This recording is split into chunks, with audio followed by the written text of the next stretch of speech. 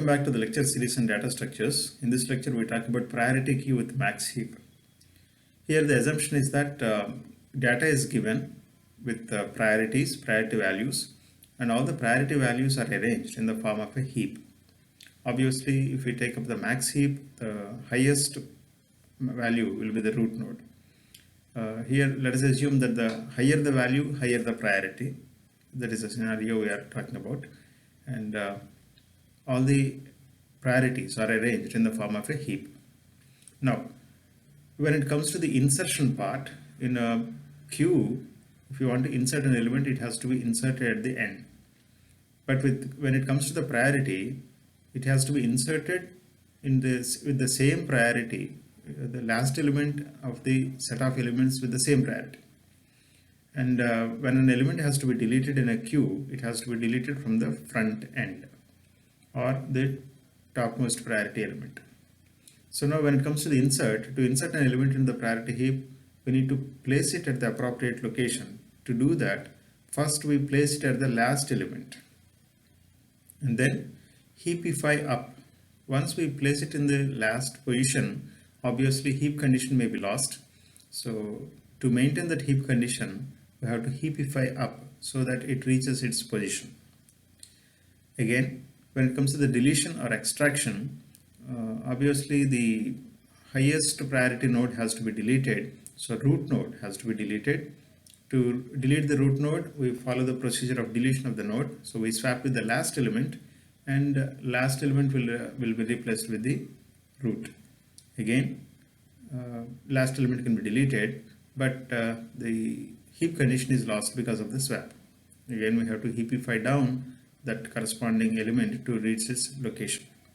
So already in the previous lectures we have seen heapify up and heapify down. Following their operations, we can push them into the corresponding locations. So this process can be continuously done with respect to the priority values. Now we look into the example. The first array consists of the priority values arranged in the form of a heap. Obviously, root node or root element shall consist of the maximum value, and here the assumption is that maximum value is the maximum priority. And in the practical scenarios, it may happen that whenever we are inserting an element, several elements may be present with the same priority. In such cases, we initialize arrays for each of the priorities, and whenever an element is inserted with the same priority, among themselves again queue condition has to be maintained. Right? That is, first in first out condition has to be maintained among elements of same priority. So to deal with that, we are initializing 7 arrays here corresponding to 7 priorities. Now, when a new element comes, let us assume an element with priority 2 comes. Already priority 2 is already present, so nothing to be added there. But when it comes to the array with priority 2, already 4 elements are there. New element has to be added as a 5th element, so that among the elements with priority 2, queue condition is maintained. Now, if a new element comes with priority 6, so 6 will be added in the array, first array, priority array. Again, 6 is the last, as added as last element, and heap condition is lost. Then we need to heapify up so that 6 reaches its position, and corresponding element will be placed in the array with priority 6.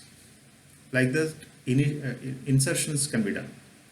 Now when it comes to the deletions part, if deletion can happen only from the front end, so top priority element will be deleted.